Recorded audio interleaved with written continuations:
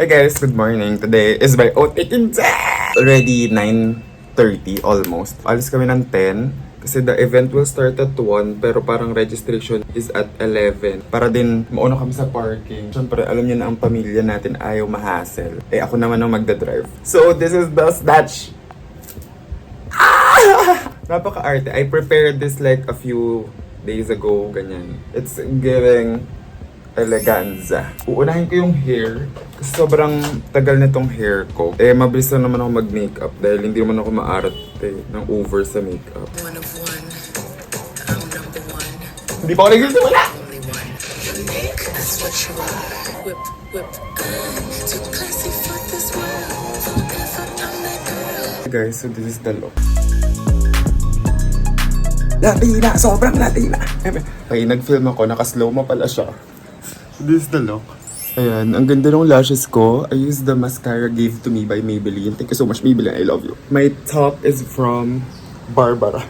So ayan, ito lang yung tag natin for today. Tapos nag-pants lang ako kasi ayoko na lang sobrang hassle.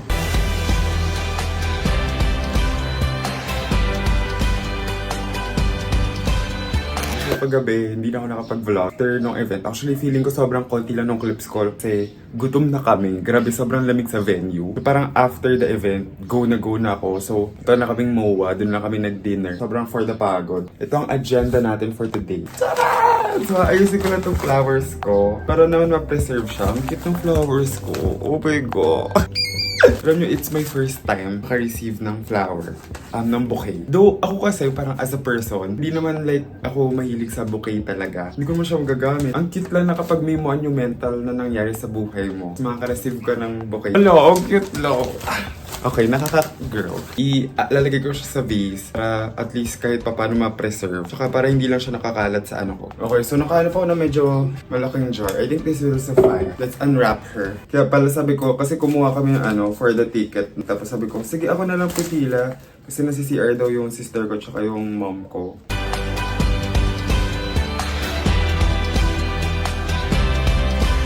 Pala kinuha nila to.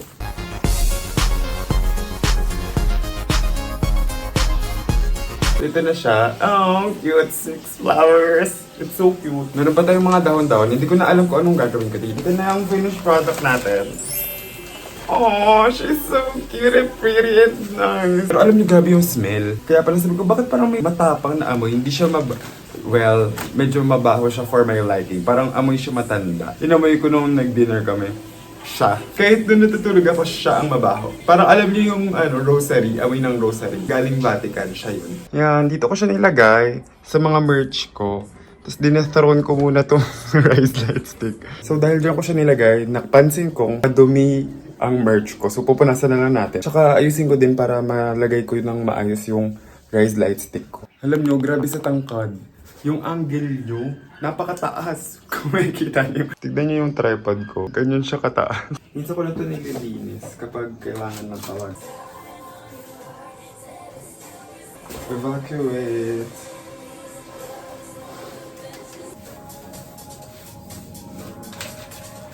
She's here. She's so pretty. And malinis na ang ating merch.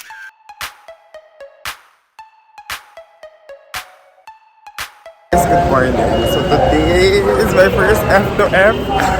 It's my first F to F class for the second shift. And this is my last shift before clerkship.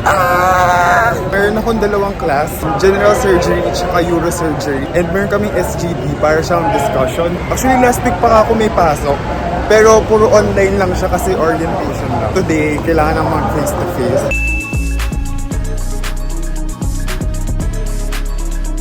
Fairness, ang dami pang shell.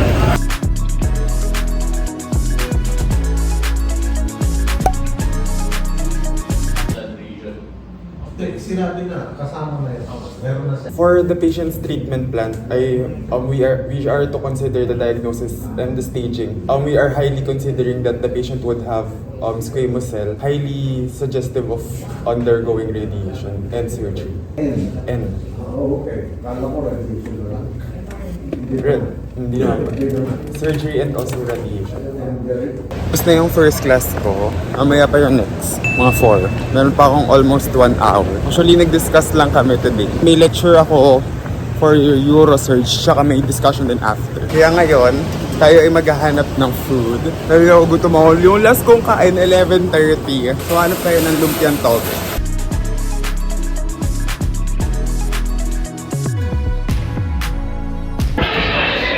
So, we're waiting for our discussion class. Last one. Wala na kaming classmate. Wala na kaming classmate, nag-aalisa na sila. Wala pa kasi yung fase namin. It's already 5:10. Pero naghihintay na lang ako. Pero binubudol. Uy, nag-aalisa na sila. Kung ako yung president, free cut ko na to.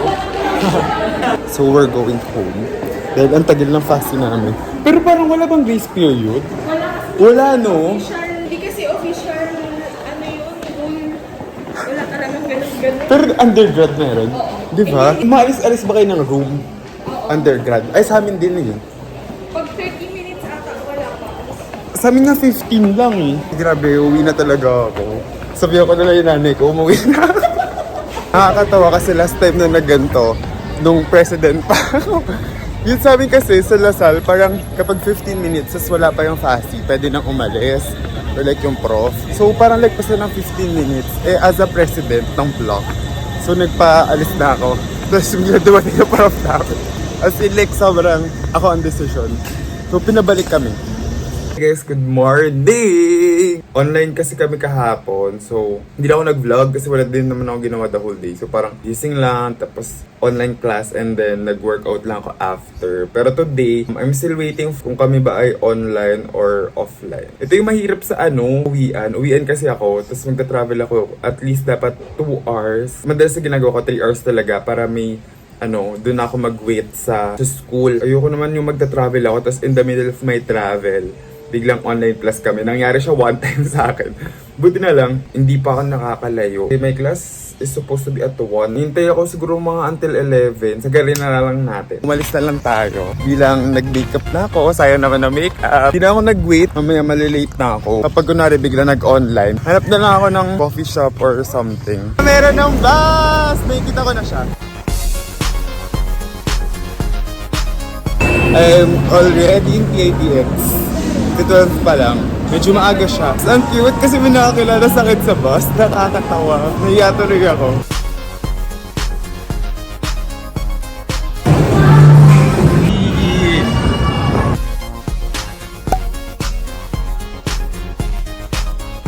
Not all bone tumors are true tumors in itself. Embryo. The endoderm, mesoderm, and ectoderm. Extra bone. Usually may kasi this hereditary it is dominant artery tsaka sciatic nerve to. Ano gagawin natin? Rotation plastic, di ba? We put a nail inside and then chew any bago to. Oh my gosh. These narrows, it is both sides of the joint. No, it's not just on one side. And on the other side, you count. There's a lot. And the tendon runs posteromedial, going to the arch of the foot. So my class is done. And nag-lecture, ang daming lecture, grabe 3.